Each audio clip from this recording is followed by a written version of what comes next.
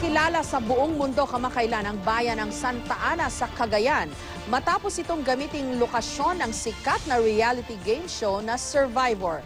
Kaunting paglilibot lang at mararating mo ang iba pang yaman ng Cagayan gaya ng Palawi Island at Anguib Beach. Ang problema, iligal daw ang hinuhuli ang ilang hayop sa mga islang hindi nababantayan. May report si Mark Zambrano.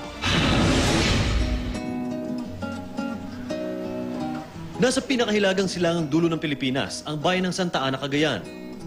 Tahimik at tila hindi napapansin noon ang fishing community na ito kumpara sa ibang mga sikat na pasyalan sa Pilipinas. 6 na isla ang matatagpuan sa karagatang sakop ng Cagayan.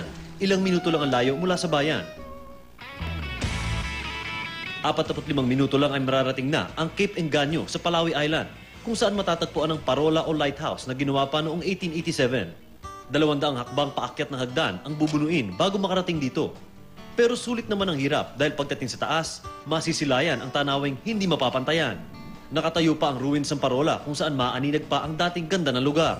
Sino ba naman ang hindi maiengganyo sa ganda nitong Palawi Island? Matatagpuan dito ang mayayabong na gubat at tulad ng nakikita nyo, isang napakalinaw at napakagandang Virgin Beach.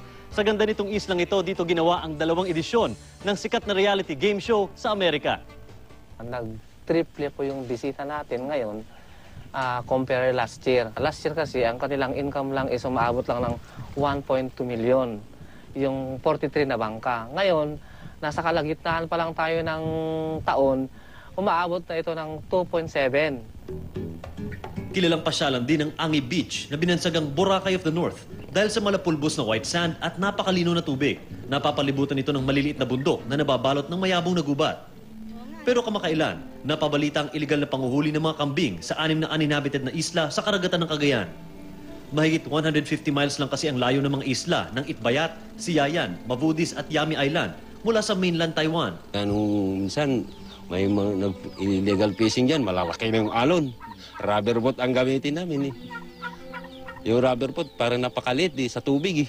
Dahil ang laki yung alon. Eh, pupunta ka pa rin, trabaho mo yun.